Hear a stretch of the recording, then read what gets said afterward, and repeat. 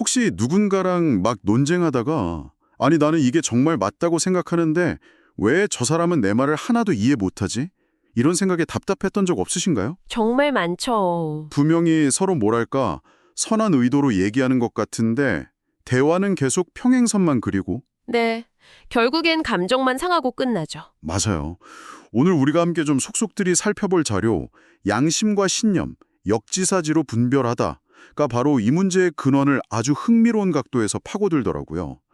보통은 사람마다 양심이 다르다 이렇게 생각하잖아요. 네, 다들 그렇게 생각하죠. 근데 이 자료는요, 완전히 반대 주장을 던져요. 어쩌면 양심은 모든 인간에게 똑같은, 뭐랄까, 내장 매뉴얼 같은 건데, 우리가 살면서 배운 각자의 신념이라는 아주 강력한 필터가 그 매뉴얼을 가리고 있는 건 아닐까? 하고요. 바로 그 지점이 이 논의를 아주 흥미롭게 만드는 것 같아요. 네네. 우리가 평소에 양심이랑 신념을 거의 동의어처럼 쓰잖아요. 그렇죠. 그냥 섞어 쓰죠. 근데 이 자료는 그 둘이 완전히 다른 차원의 개념일 수 있다는 가능성을 열어주는 거거든요. 만약 그렇다면 우리가 내 양심의 소리라고 굳게 믿었던 게 사실은 사실은 특정 집단에서 주입된 신념의 목소리일 수 있다는 조금은 불편한 질문이랑 마주하게 되는 거죠. 와, 그건 정말 생각해 볼 문제네요. 네, 오늘 이야기는 아마 우리가 내리는 수많은 판단들의 진짜 뿌리가 어디인지 돌아보게 만드는 그런 계기가 될 겁니다. 좋습니다. 그럼 가장 근본적인 질문부터 한번 시작해 보죠. 이 자료에서 말하는 양심과 신념의 결정적인 차이, 대주 뭔가요? 가장 큰 차이는 근원하고 범위에 있어요. 근원과 범위요. 네, 자료의 표현을 빌리자면 양심은 인간의 본성, 이성, 그리고 공감 능력에 뿌리를 둔 내재적인 목소리예요. 아, 안에서 나오는 목소리. 그렇죠. 그래서 특정 문화나 시대랑 상관없이 모든 인류에게 보편적으로 작용한다는 거고요. 반면에 신념은 특정 종교, 이념, 전통 같은 외부 환경으로부터 계속 학습되는 외부의 목소리. 네, 외부의 목소리에 가깝다는 거죠. 그래서 그 신념을 공유하는 집단 안에서만 아주 강력한 힘을 발휘하고요. 아, 안에서 나오는 목소리랑 밖에서 들어온 목소리라. 와, 굉장히 직관적인 비유네요. 근데 저는 여기서 딱 한 가지 의문이 들어요. 밖에서 들어온 목소리, 그러니까 신념이라도 아주 오랫동안 이게 진실이야 하고 믿고 따르면 결국 내면의 목소리처럼 느껴지지 않을까요? 아, 맞습니다. 사실상 거의 구분이 불가능할 정도로 뒤섞일 것 같은데요. 아주 정확하고 중요한 지적이세요. 실제로 대부분의 경우에 그 둘은 완전히 뒤엉켜 있죠. 그렇죠. 네. 그래서 많은 사람들이 자기 신념을 양심이라고 착각하게 되는 거고요. 자료에서도 그 점은 인정을 해요. 다만 그 결과가 어떤 차이를 만들어내는지를 보면 둘의 성격을 구분할 수 있다고 말합니다. 결과의 차이요? 네.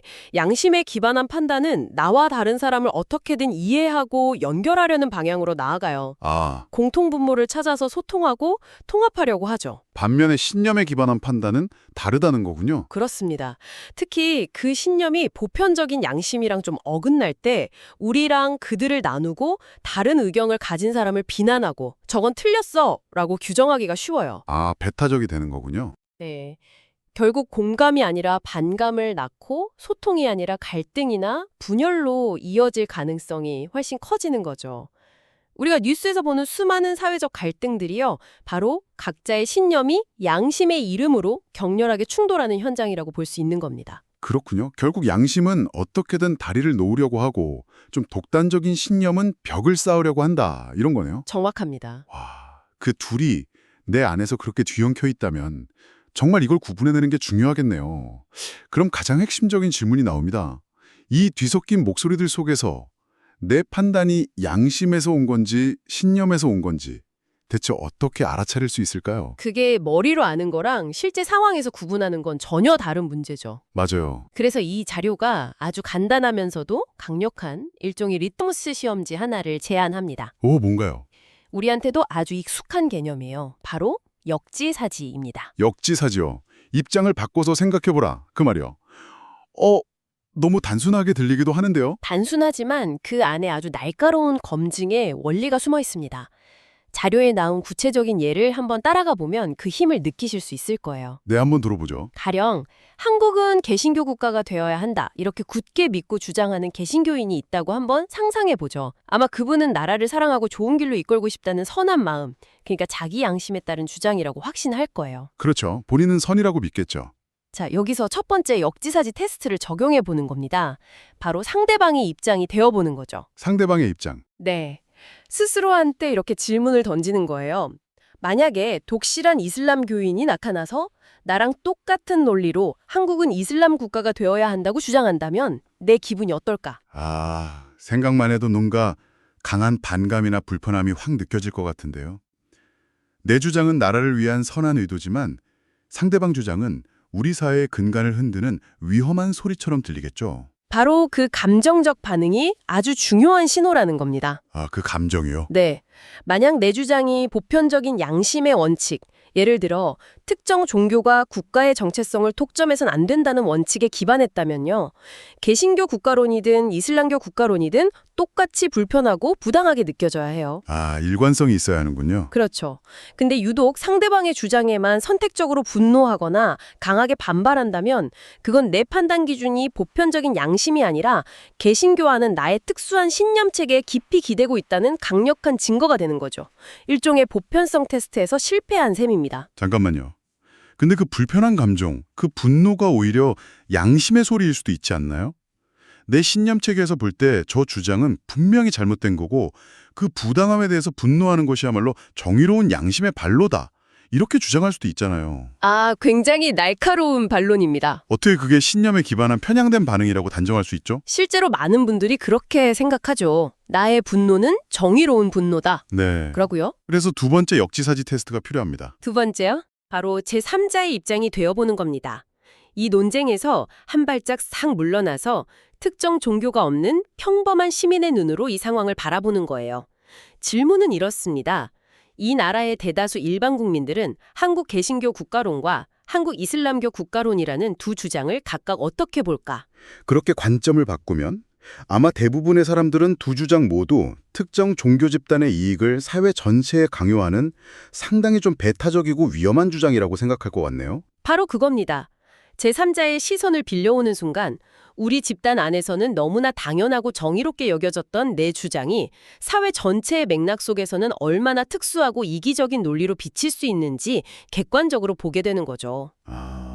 내 정의로운 분노가 사실은 우리 집단의 정의였을 뿐 보편적인 정의는 아닐 수 있다는 사실을 깨닫게 되는 거예요. 이 두 가지 역지사지 테스트는 나의 관점을 절대적인 진리의 자리에서 끌어내려서 수많은 관점 중 하나인 상대적인 관점으로 바라보게 만드는 아주 효과적인 장치입니다. 결국 역지사지는 단순히 착한 마음을 가져라 이런 윤리적인 권고가 아니군요. 그렇죠.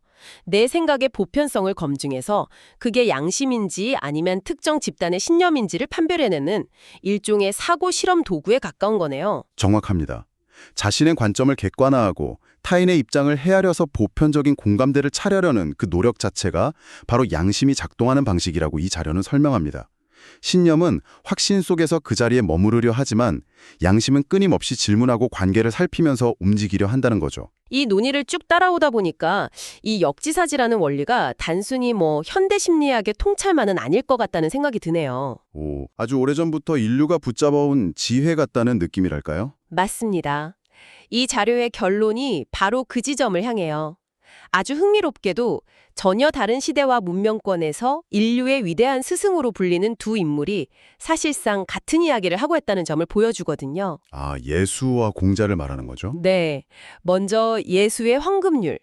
남이 너희에게 해주기를 바라는 그대로 너희도 남에게 해주어라. 가 나옵니다. 네네. 이건 사랑의 관점에서 양심을 아주 적극적으로 실천하라는 요구예요.